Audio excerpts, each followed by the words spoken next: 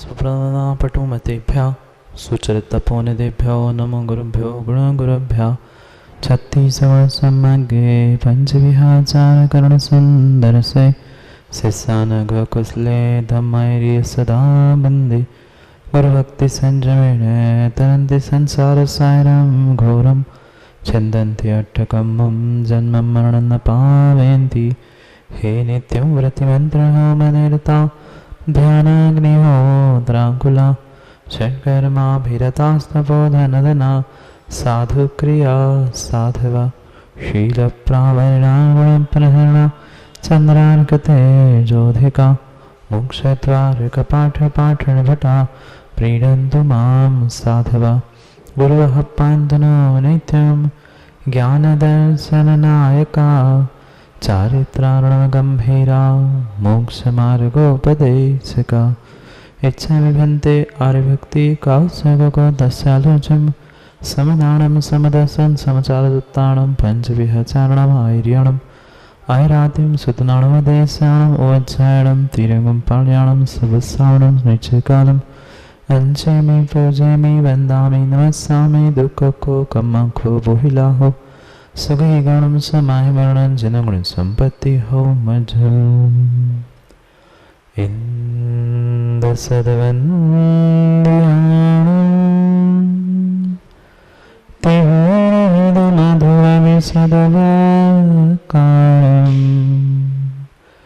अन्तातीतगुणाणम् ऋणमोजिनाणं जिते भवाणम् सहजानन्दचैतन्य प्रकाशाय महीयसे नमोऽनेकान्तविश्रान्त महिम्ने परमात्मने ससंवेदनसिद्धाय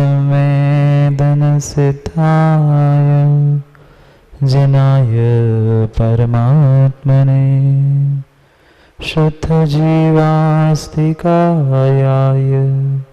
नित्यानन्दचिदे नमः। णोऽर्यन्ताणं णोऽसत्तां नमो आयर्याणं णोऽज्जायाणं णो लोय सर्वसाहोणम्। पंच परमेश्वरी भगवान की परम पूज्य आचार्य भगवान कुंद स्वामी की परम पूज्य आचार्य भगवान अमृतचंद्र स्वामी की परम पूज्य आचार्य भगवान जयसेन स्वामी की परम पूज्य आचार्य भगवान गुरुवर विशुद्ध सागर जी महाराज की सनातन जैन धर्म की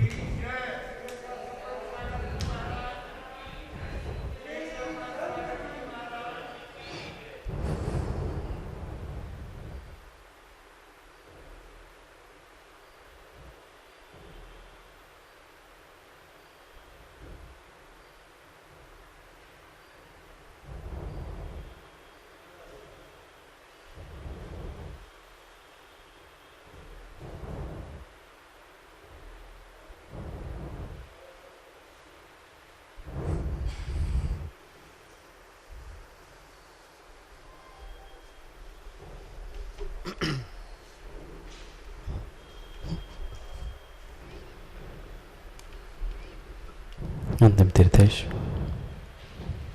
वर्धमान स्वामी के शासन में हमसे विराजते और उनकी यह पावन पीयूष देशना हम सभी के लिए परम उपकारी है। उपकारमय देशना को समझने के लिए जो अनुयोगों की व्यवस्था बनाई थी, उन अनुयोगों में महान अनुयोग द्रव्यानुयोग और उस द्रव्यानुयोग के रहस्य को समझने के लिए हम सभी यहाँ पर पंचास्तिका ग्रंथ का स्वाध्याय कर रहे थे। भव्यात्माओं, आचार्य प्रवर कुंद स्वामी ग्रंथराज पंचास्तिकाय में 5 अस्तिकायों के निमित्त से हम सभी को वस्तु स्वभाव का व्याख्यान कर रहे हैं। यह जो एक एक जनवाणी के बीजाक्षर है, वे बीजाक्षर ही स्वयं में पंडित जी मंत्र है। और जहाँ अरिहंत तीर्थंकर आदि प्रभु को नमस्कार वाचक शब्द है, वह तो और भी विशेष ऊर्जामान है। ऐसे कहते हैं कि प्रत्येक बीजाक्षर का कोई ना कोई रक्षक देव हुआ करता है, और जितनी श्रद्धा विश्वास से हम उन मंत्रों को, उन बीजाक्षरों का वाचन करते हैं, उतनी ही ऊर्जा, उतना ही पुण्य हमें विशेष विशेष प्राप्त होता। कल कुंद स्वामी के पंचास्तिकाय ग्रंथ को हमने प्रारंभ किया। इसके पहले हम अमृतचंद स्वामी की समय व्याख्या की भूमिका को समझ रहे थे। कल उनकी प्रस्तावना पूर्ण हुई। आज जो कुंद स्वामी का प्रथम मंगलाचरण था, ऐसे मंगल भावना से युक्त जो कुंद स्वामी परमात्मा को नमस्कार कर रहे हैं, उसकी व्याख्या हमें समझनी है। कल हमने मां श्लोक पढ़ा था, गाथा पढ़ी थी, इंद सदवंदियाणम तिहु अण हिद मधुर विशद वक्काणम अंतातीत गुणाणम नमो जिनाणम जित भवाणम। मिल गई गाथा। कल जिसका हमने सामूहिक रूप से उच्चारण किया था, उस गाथा का हमें अर्थ समझना। जैसे कि हमने समझा था कि गाथा का, वाक्य का अगर संस्कृत से अर्थ निकालना है तो सबसे पहले हमें क्रिया को समझना होगा। जैसे अभी तक 6 श्लोकों में हम पहले क्रिया को पकड़ते रहे, ऐसे ही कुंद स्वामी के उस मंगलाचरण में हमें सबसे पहले क्रिया को समझना है। क्या थी क्रिया? नमो। नमो यानी नमस्कार हो। फिर हमने क्रिया से प्रश्न पूछा कि नमस्कार तो हो, पर किसको? उत्तर दिया जिनाणम। नमो जिनाणम। यह जो परमात्मा को, जिनेंद्र भगवान को नमस्कार हो, यह जो मात्र 2 शब्द है, जिनके पास ग्रंथ हो वो देखने का प्रयास करो। नमो जिनाणम सरचंद पंडित जी, ये 2 शब्द इतने इतने इतने ऊर्जामान हैं कि इन 2 शब्दों से व्यक्ति अपने असंख्यात कर्मों की निर्जरा कर सकता है। क्या लिखा है उन 2 शब्दों में? कोई भी विशेष बात नहीं लिखी। जैसे नमो अरिहंताणम, अरिहंतों को नमस्कार हो, जो उसका अर्थ है, ऐसा ही इन 2 शब्दों का अर्थ है नमो जिनाणम। एक साथ पढ़ो। मां असंख्यात कर्मों की निर्जरा करने की शक्ति इस मंत्र में है। यहाँ तो कुंद स्वामी में इन 2 शब्दों को गाथा में, श्लोक में लिपिबद्ध किया है, इसलिए हमें समझ में नहीं आ रहा है, पर ये दोनों के दोनों शब्द मंत्रभूत है। जो रिद्धि मंत्र कहे जाते हैं, उन रिद्धि मंत्रों में अगर कोई सबसे पहला रिद्धि मंत्र है तो मां वह नमो जिनाणम। उन रिद्धि मंत्रों को नमो जिनाणम, नमो ओहि जिनाणम, नमो परमो ही जिनाणम, नमो सवो ही जिनाणम, अनंतो ही जिनाणम आदि जो उन 48 रिद्धि मंत्र, 64 रिद्धियों में से 48 जो रिद्धि मंत्र बनाए गए हैं, उनमें से सबसे सबसे अधिक शक्तिमान और प्रथम कोई रिद्धि मंत्र है तो नमो जिनाणम। यहाँ कुंद स्वामी ने पूरे उस रिद्धि मंत्र की ऊर्जा को अपने जिनवाणी के प्रथम सूत्र में ही लिखकर इस ग्रंथ को भी बहुत शक्तिमान बनाया, बहुत ऊर्जामान बना। क्यों इसकी शक्ति, इसकी ऊर्जा विशेष कही जाती है? जब एक सामान्य व्यक्ति किसी भी वस्तु के बारे में, व्यक्ति के बारे में चिंतन करता है तो उसके परिणाम, उसके भीतर की भाव भंगिना, उसके शरीर की क्रिया भी तत्जन्य होती है। और ये जिनेंद्र भगवान को मेरा नमस्कार हो, ये अभिप्राय से पड़ा हुआ ये जो मंत्र है वह स्वयं में ही स्वयं सिद्ध है। जैसे नमोकार महामंत्र सभी मंत्रों का राजा कहलाता है, ऐसे ही यह मंत्र भी रिद्धि मंत्रों में विशेष रिद्धि मंत्र। आज तक हमने कभी इस पर विचार ही नहीं किया। पंडित जी, ये कहीं बाहर की चर्चा मत समझ लेना। जो हमारे जिनवाणी के कितने अंग हैं मां? जिनवाणी के कितने अंग? उन 12 अंगों में 11 अंग 14 पूरे कुल 12 अंगों में एक अंग ऐसा भी है कि जिसमें इन विद्याओं का वर्णन है। 10वां अंग विद्यानुवाद पूर्व। उस विद्यानुवाद पूर्व में आचार्यों ने मात्र और मात्र ये विद्या, मंत्र, यंत्र, तंत्र आदि का ही व्याख्यान किया है। बहुत सारे लोग ऐसे हो चुके हैं, वे कहते हैं ये मंत्र तंत्र करने वाले हैं, ये जैन दर्शन से बाहर है। भूल मत करना पंडित जी, अगर ऐसा कहेंगे तो हम स्पष्ट रूप से विद्यानुवाद पूर्व का निषेध कर रहे हैं। प्रत्येक वस्तु की विद्या विशेष विशेष रूप से हमारे आगम में लिखी है। कोई भी ऐसी विधा राजीव हमारे आगम से नहीं छूटी जिसका वर्णन हमारे आगम में नहीं। श्रावकों के दातोन करने से लेकर भगवान बनने तक की पूर्ण विधाएं हमारे आगम में है। आप सोच सकते हो कि आचार्यों ने ऐसी दातोन की भी बात क्यों लिखी?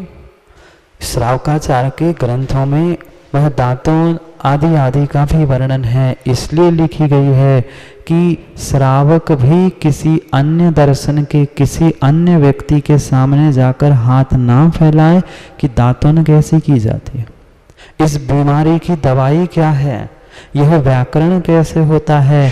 सभी प्रकार की विधाएं हमारे ये द्वादशांग रूपी जिनवाणी में आचार्यों ने लिपिबद्ध की।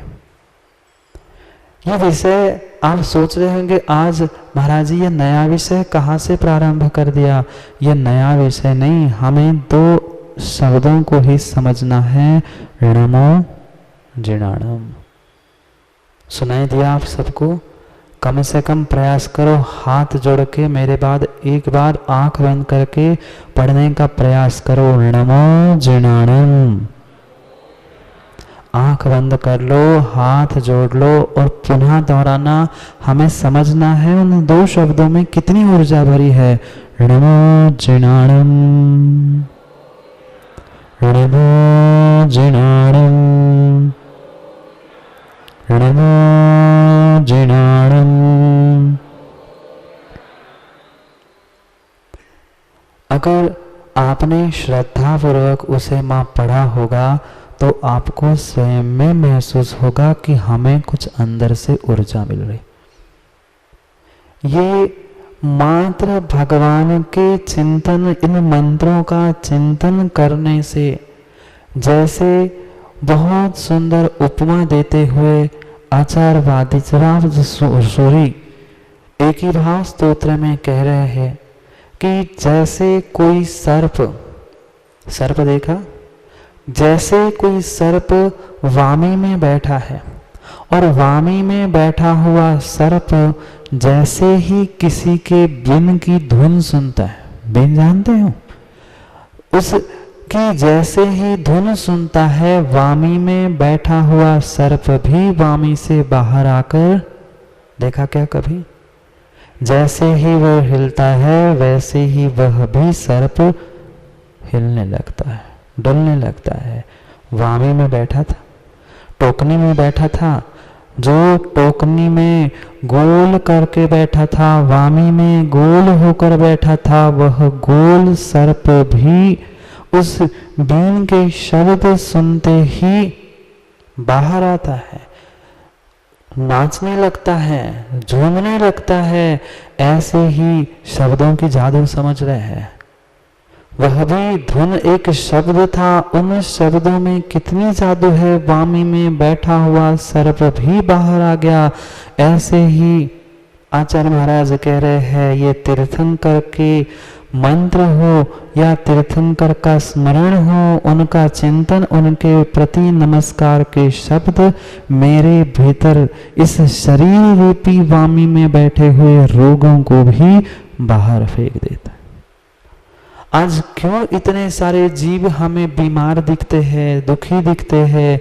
क्योंकि उन्होंने आज तक माँ विश्वस्मा न जिनवाणी का न पान किया है, न जिनवाणी के बारे में कभी अच्छा सोचा। चिंतन करने से हमारे देखना किसी इष्ट व्यक्ति के प्रति माँ लंबे समय तक आप सोचना, चाहे आपके माँ हो चाहे अन्य कोई भी हो, आप माँ के बारे में बहुत लंबे समय तक सोचना। और माना कि माँ पिता गुजर गए हैं तो आपके आंखों में क्या आता है? कोई ने आंख में आके कुछ डाला था क्या? माँ कुछ भी नहीं डाला था, पर फिर भी उस जीव के प्रति जिसके प्रति मेरा राग था, प्रचंड प्रेम था, उसके बारे में लगातार लंबे समय तक सोचने से मेरे आंखों से पानी की बूंदें टपकने लगती है।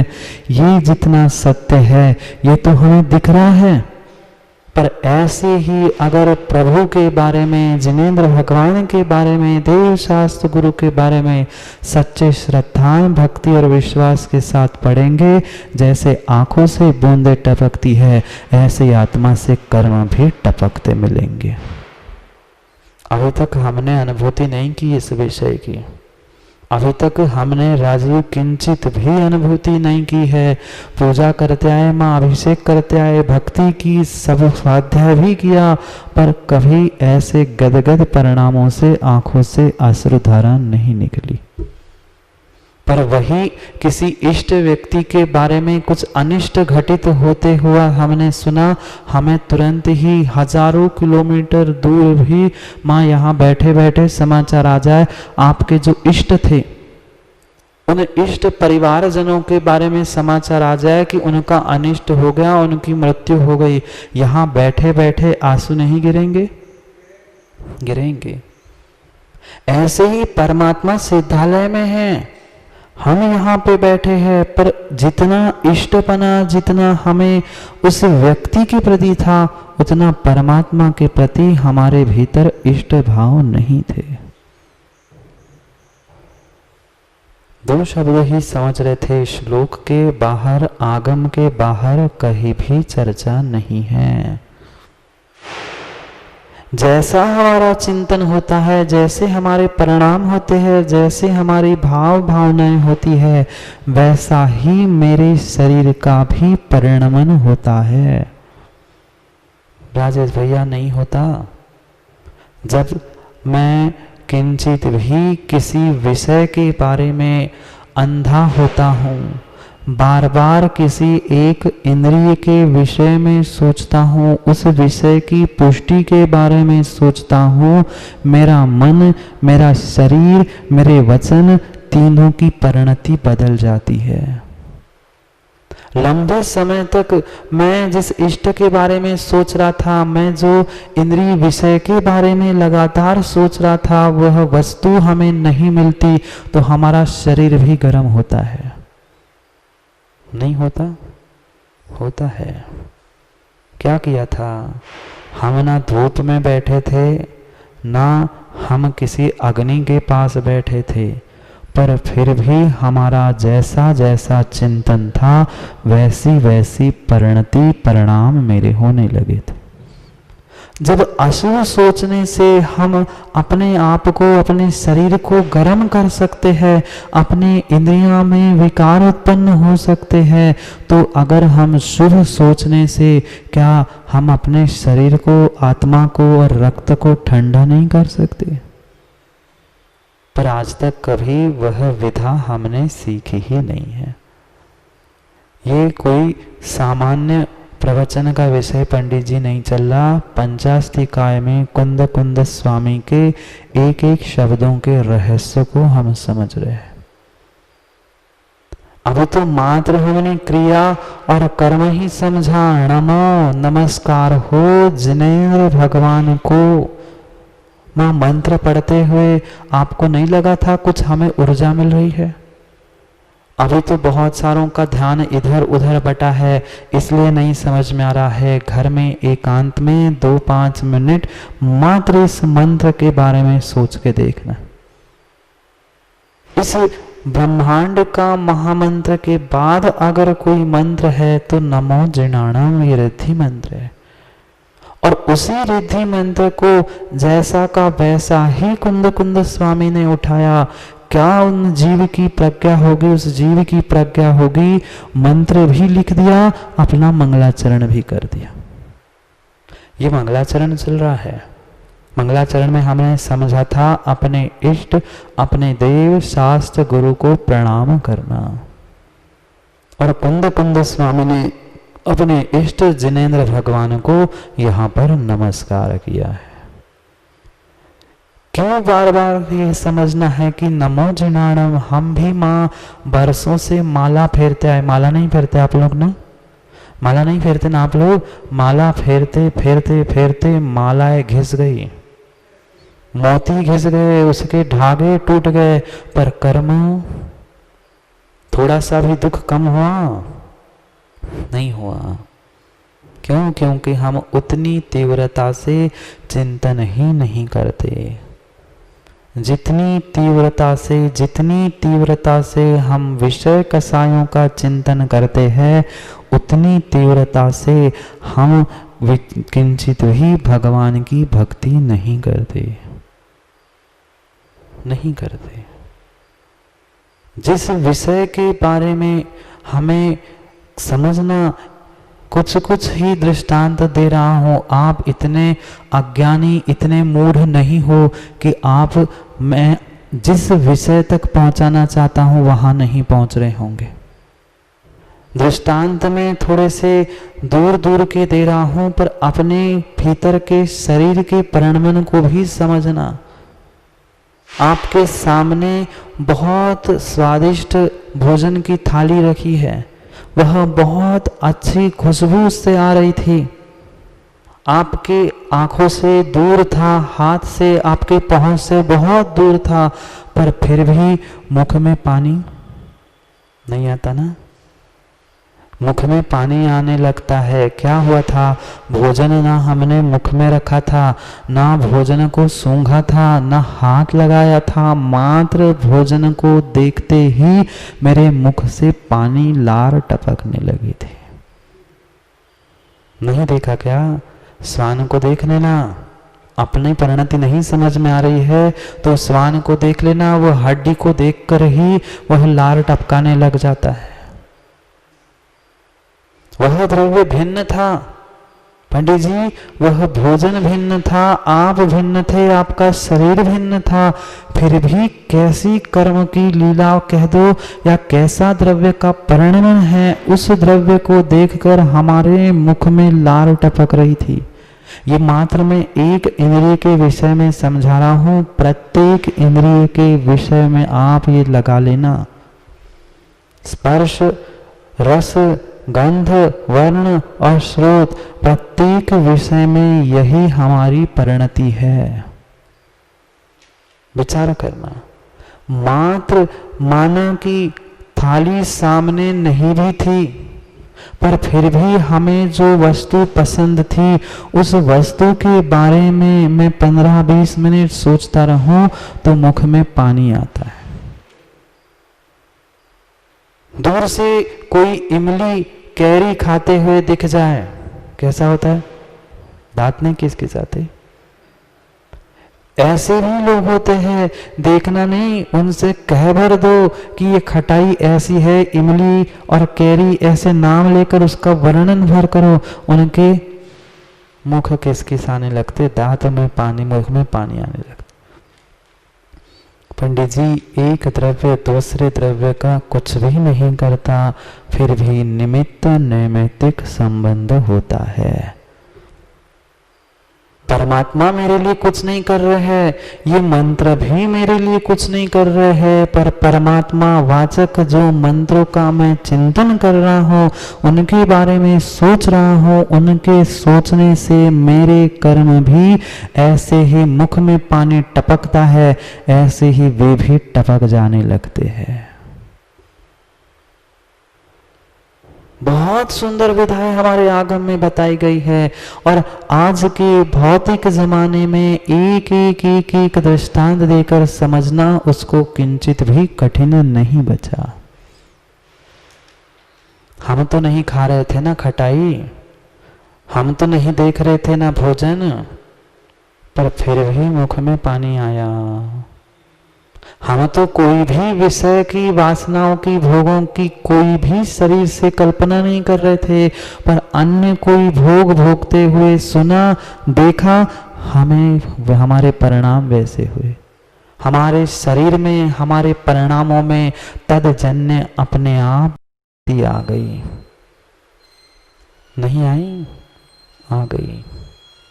जैसे अशुभ चिंतन करने से, विपरीत सोचने से, विपरीत विषय कषायों के परिणति जाने से द्रव्य भिन्न भिन्न होने पर भी मेरे द्रव्य में परिणमन हुआ था, ऐसे ही अगर हम शुभ का चिंतन करें, उत्तम चिंतन करेंगे, तो नियम से हमारे भीतर के कर्म भी ऐसे ही झरझर झर जाएंगे। कुछ भी हमने नहीं किया था, कुछ भी हमने नहीं किया था, पर फिर भी सोचते सोचते हमारे भीतर के धातुओं में परिणमन होता है। चिंतन करने से वात पित्त कफ बिगड़ जाता है, वात पित्त कफ सुधर जाता है। इतने नहीं, रक्त मांस रीप हड्डी जितने जितने धातुओं का वर्णन किया है, उन प्रत्येक धातुओं में परिणमन होता है मात्र सोचने से। तीर्थंकर भगवान के शरीर में रक्त किसने बदल दिया? क्या कहीं जाके डायलिसिस कर रहे थे? नहीं कर रहे थे। मात्र प्रत्येक जीवों के बारे में अच्छा सोचने से उनका रक्त भी रक्त नहीं होता, सफेद होता है, लाल नहीं होता। फिर सोचना, जैसे वाणी से वह बीन की धुन सुनते ही सर्प निकल आता है, वह जो कुंडली मार के गोल होकर उसमें बैठा है वह भी सीधा होकर नाचने लगता है। फिर अगर मैं ऐसे ही परमात्मा वाचक शब्दों का उच्चारण करूंगा तो मेरे भीतर भी जो अनादि से मोह मिथ्यात आदि कुंडली मार के बैठे हैं वो भी उठकर नाचकर हमसे दूर हो सकते। पर ऐसा प्रयास शायद हमने शास्त्री नहीं किया। अशुभ चिंतन करने से मेरा चेहरा, मेरी आंखें, मेरे प्रत्येक इंद्रियों में परिणमन आता है। फिर शुभ चिंतन करने से शुभ रूप परिणमन भी हो सकता है।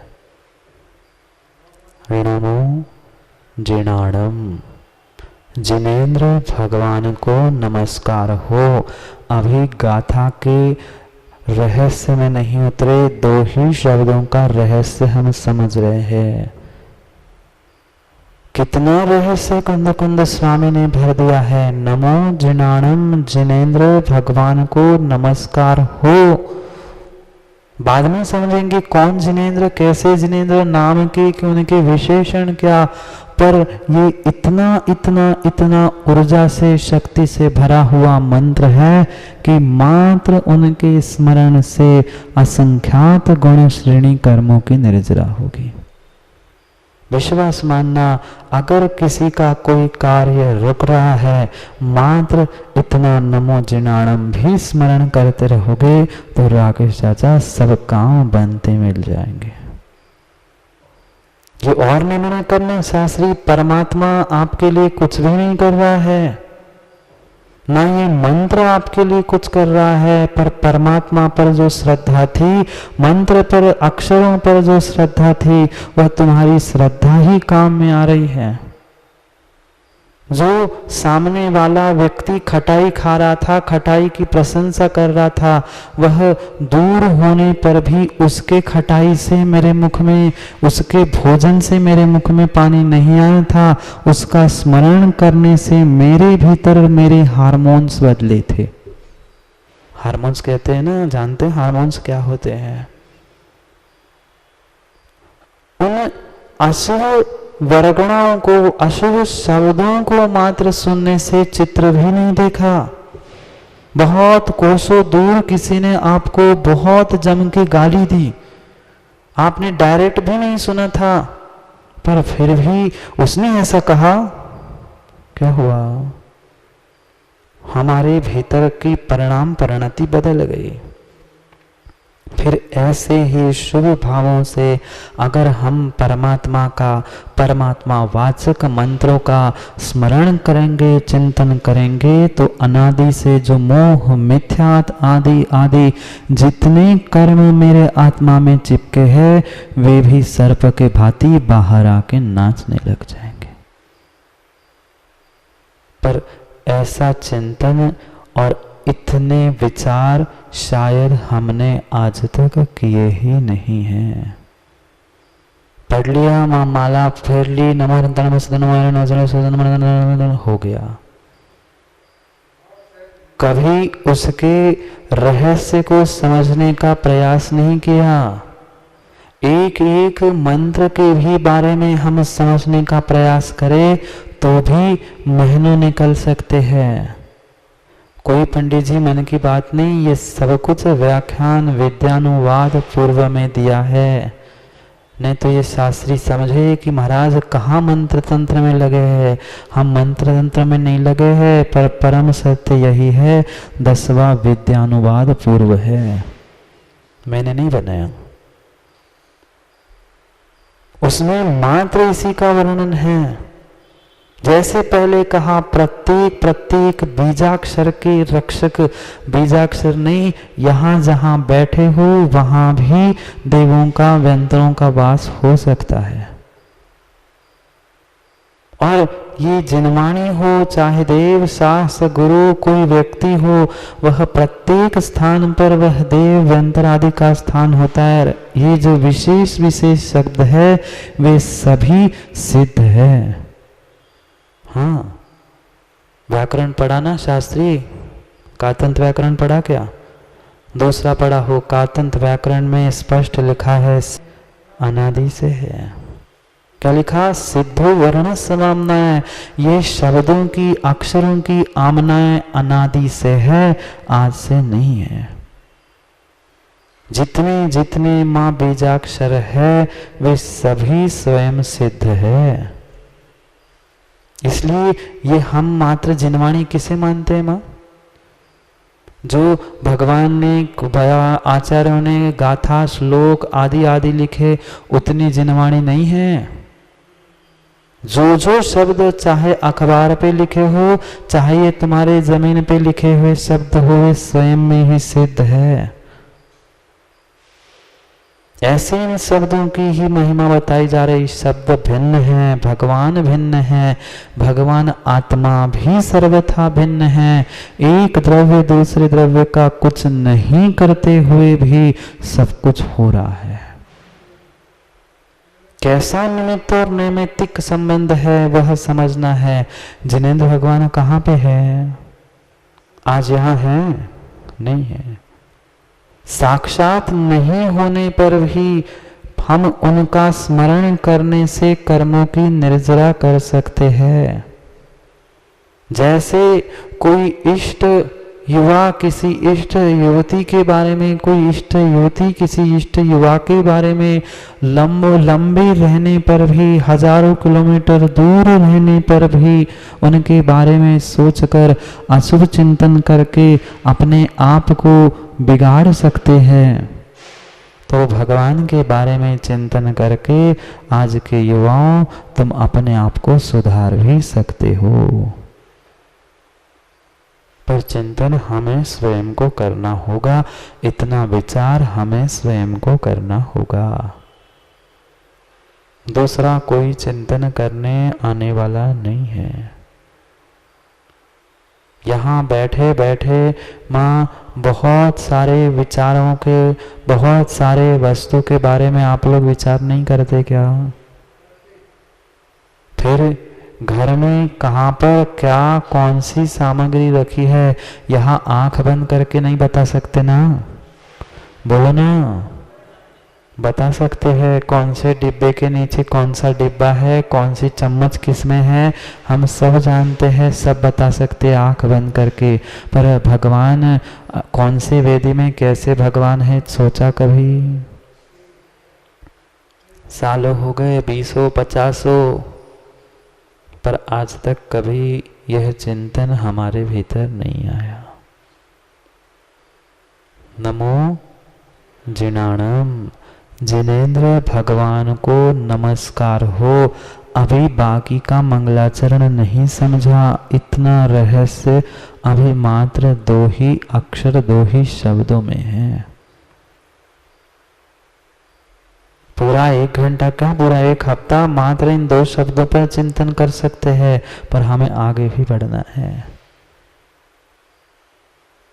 मंगलाचरण था तो मंगलाचरण में सबसे पहले प्रभु का स्मरण, परमात्मा का स्मरण करना था। इसलिए सीधा उस रिद्धि मंत्र को, शक्तिशाली मंत्र को उठाकर आचार्य महाराज ने यहाँ लिख दिया अपने पहले मंगलाचरण में। याद है ना, कल हमने मंगलाचरण पढ़ा था और उसका ही व्याख्यान प्रारंभ हुआ है।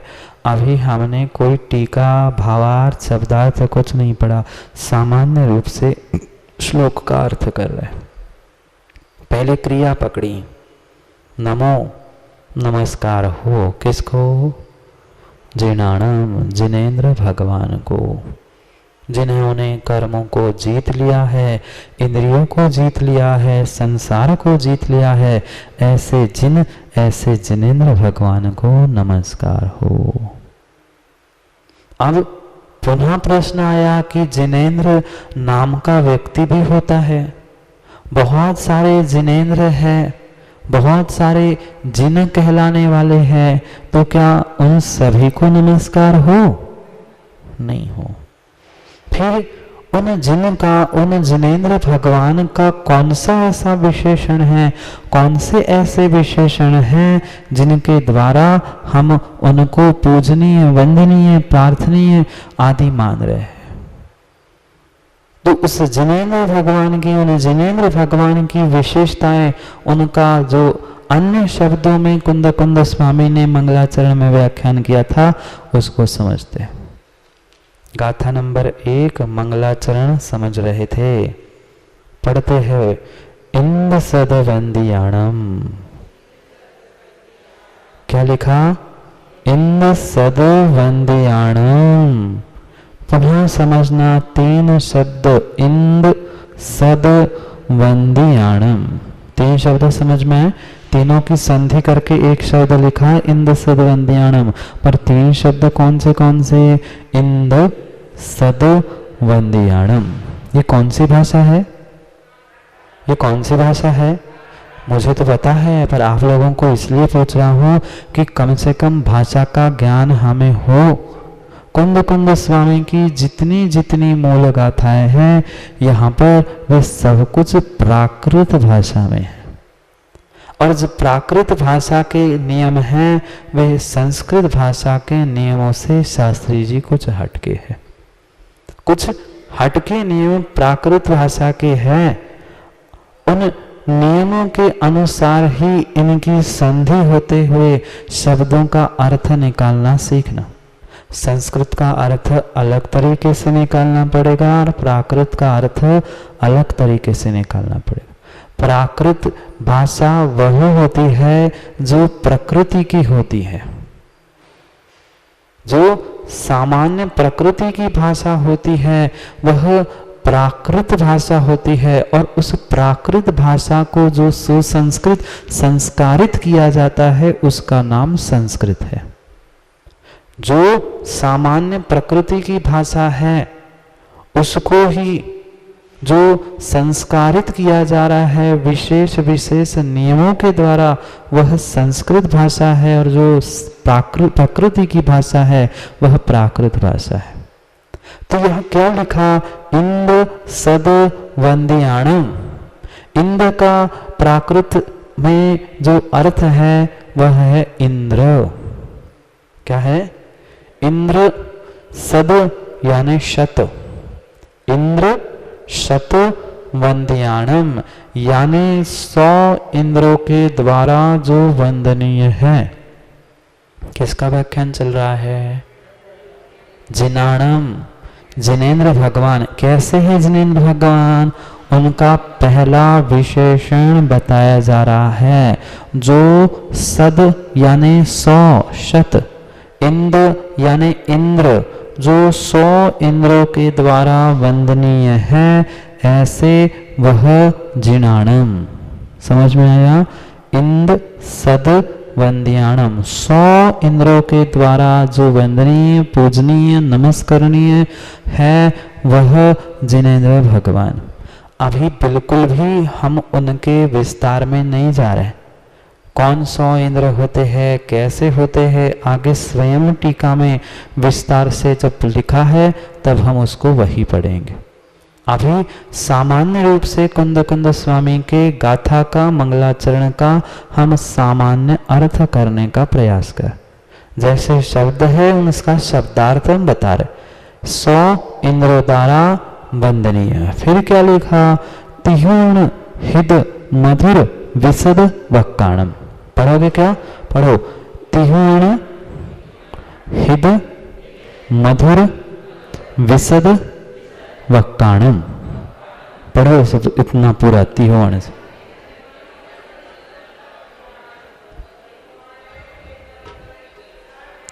पूरा श्लोक नहीं पढ़ना, 4 ही शब्द पढ़ने थे, कोई बात नहीं। पुनः समझना। तिहुण हिद, तिहुण हिद, फिर मधुर, फिर विशद वक्काण। उन जिनेन्द्र भगवान को मैं नमस्कार करता हूँ जिनका भाषण, जिनका वचन, जिनके वाक्य कैसे हैं? त्रिभुवन हित विशद, जो त्रिभुवन यानी तीनों लोकों के लिए जो हितकारी है। मधुर यानी मधुर है, विशद यानी निर्मल है, वक्काणम यानी वाक्य, वाणी, वचन किसके? जिनेन्द्र भगवान के। ये सब कुछ हम नमो जिनाणम के विशेषण समझ रहे हैं। जिनेन्द्र भगवान को नमस्कार हो तो हमारे जिनेन्द्र भगवान कौन है? पहला विशेषण जो 100 इंद्रों द्वारा पूजनीय है। दूसरा विशेषण उनकी वाणी। कैसी है वाणी? जगत कल्याणी। जो 3 लोक है, तीनों लोकों के जीवों के लिए हितकारी है। हित उन्हीं का होगा जिनका पुण्य पुरुषार्थ साथ होगा। पर हितकारी क्या पंडित जी नारकियों के लिए नहीं है क्या?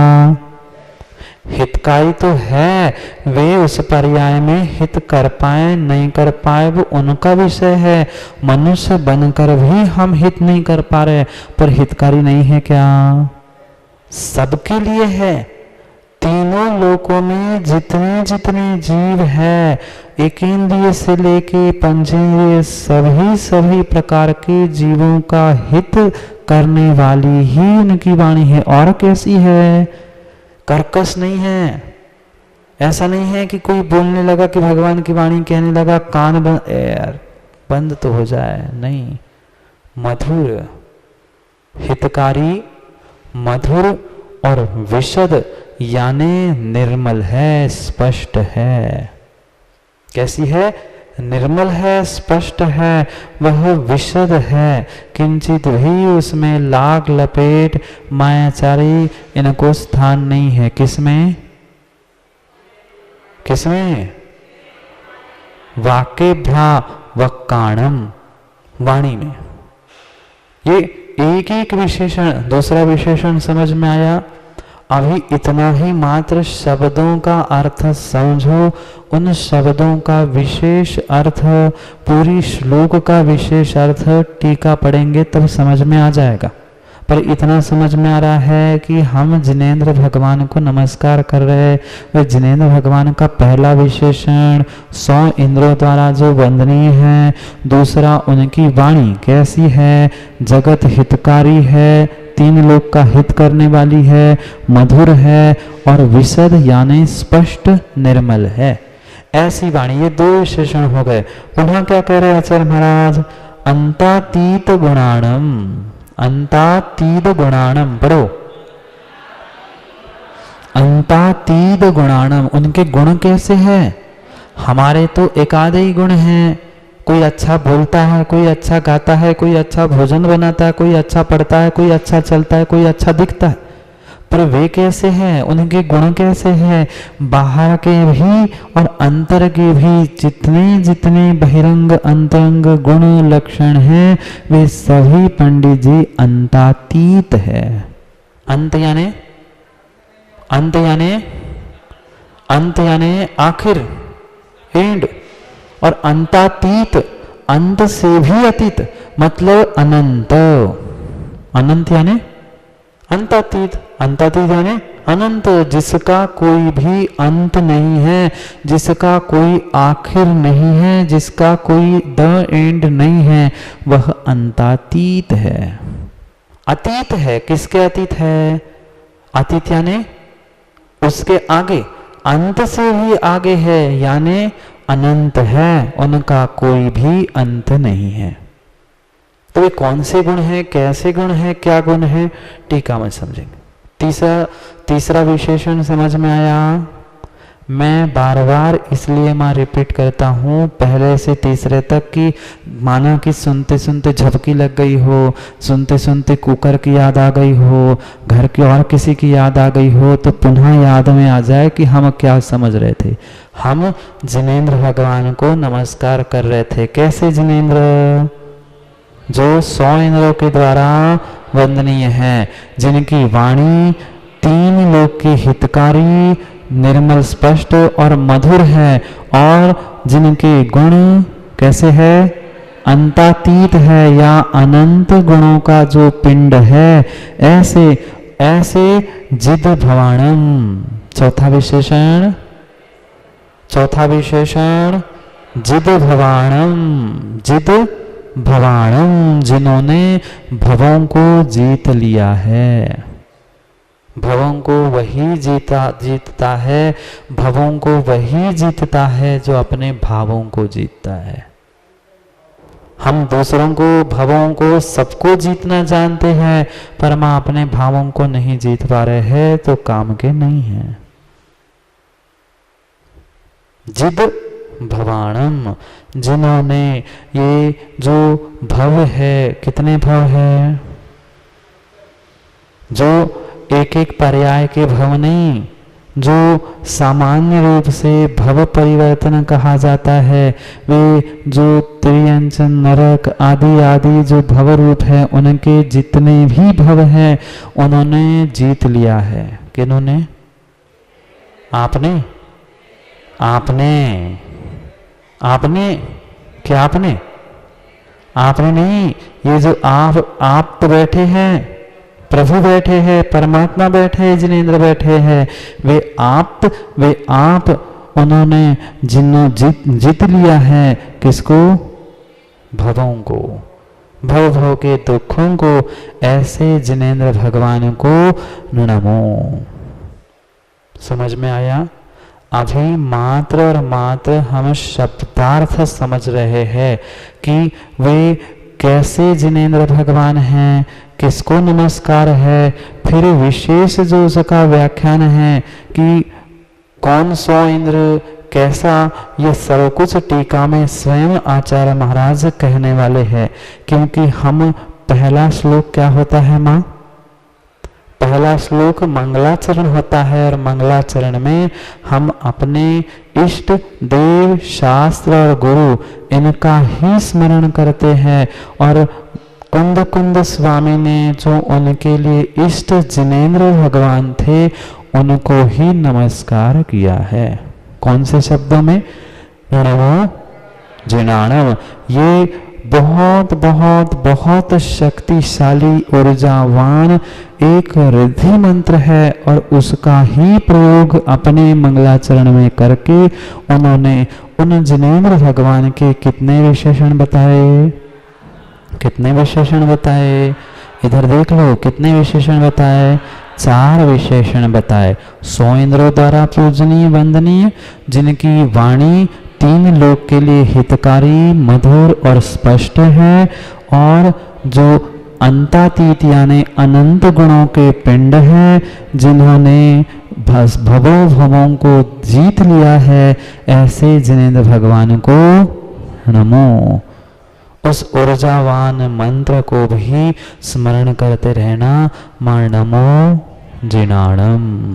अगर किसी का कोई कार्य रुक रहा है, मात्र स्मरण भर कर लो, सच्चे विश्वास श्रद्धा के साथ आपका काम बनता मिलेगा। क्या स्मरण करना है माँ? नमो जिनाणम। उस मंत्र के बारे में, उन शब्दों के बारे में पुनः समय पे समझेंगे। आज का आपका समय पूर्ण हुआ। कल नहीं, परसों समय को समय पे समझने के लिए हमें यहाँ समय अपना पूर्ण हो चुका है। आगे की टीका प्रारंभ कर सकते हैं, पर पुनः विषय आधा अधूरा रह जाएगा। कल पुनः नहीं, हमें परसों के दिन पुनः विशेष रूप से उन कुंद स्वामी, अमोचन स्वामी और हमारे जयसेन स्वामी, इन सभी को विशेष रूप से माँ अच्छा नहीं लगा ना? अच्छा नहीं लगा ना? जब अशुभ क्रिया, अशुभ चिंतन से हमारे मन वचन काय में अशुभ परिणाम परिणति होती है, तो शुभ स्थान, शुभ चिंतन से हमारे कर्मों की निर्जरा भी संभव है। इसलिए कर्मों की असंख्यात निर्जरा करने के लिए पुनः हम समय पर समय की बात को समझने के लिए कल समय पे, कल नहीं परसों पुनः समय पर समय की बात करने के लिए समय पे मिलते हैं, क्योंकि समय पे किया गया काम समय को दिलाता है। बोलिए भगवान महावीर स्वामी की